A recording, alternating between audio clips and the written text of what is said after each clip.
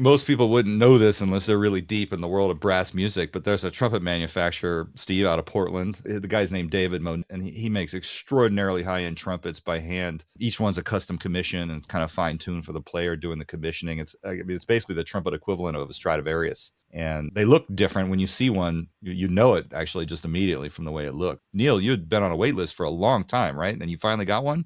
I did. I finally got one. I was on the wait list for 3 years. And the process that he goes through, which I didn't know the process beforehand, I just heard that it takes a while. After it started, I understood what really happens. And Dave takes a lot of pride and a lot of attention to detail goes into what he does.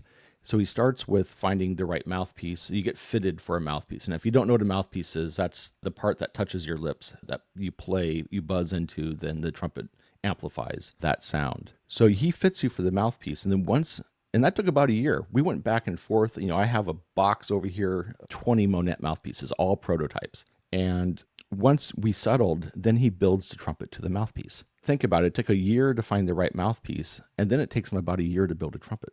And is he giving you different mouthpieces that you just play your own current trumpet? Is that what you mean?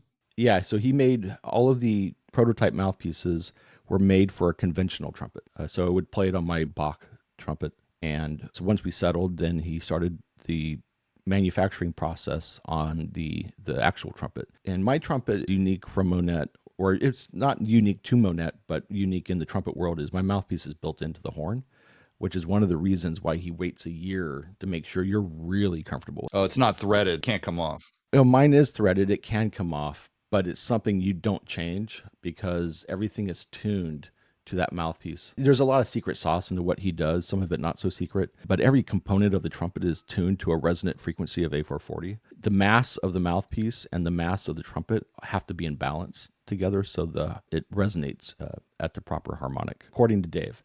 And it's a very manual. You can't replicate what he does in a manufacturing line. That's why other trumpet manufacturers like Bach and Yamaha don't do what he does, why they can't get close to his quality or his timbre, his sound, etc. Well, Neil, when you go to his website, you're the first picture on the website. I noticed that. Those trumpets are amazing looking. Like they're all unique. Do you have yours? Can we see yours? Do you have it nearby? It's not in this room. It's in the other room I practice, and it stays in my living room. That's amazing.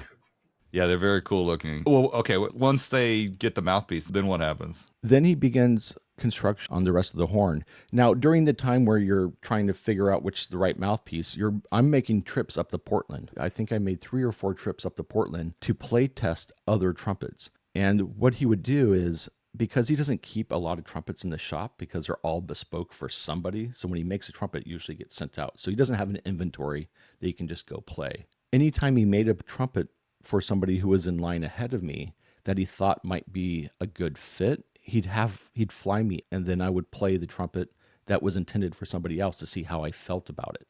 And then he would listen to me. He would ask for my feedback I felt while playing it. And then he would take notes. And then when he goes to build my horn, he takes all of those experiences and what I said and felt about the other trumpets that I played and tries to find the Goldilocks happy version between all of those that's right for me. You went up and played those trumpets. Like, were you listening for, trying to feel as you were playing it? Was it like the timbre, the way the air goes through it, like the action of the...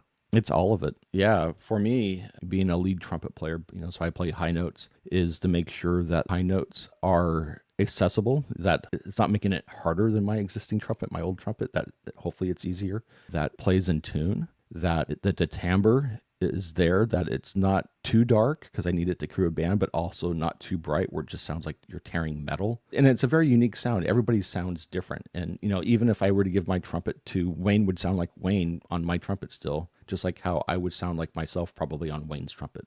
I played trumpet in high school, but I don't remember like how the other players sounded different than me, other than the notes they could hit and like the power of the notes. Oh yeah, everybody has their own sound for sure.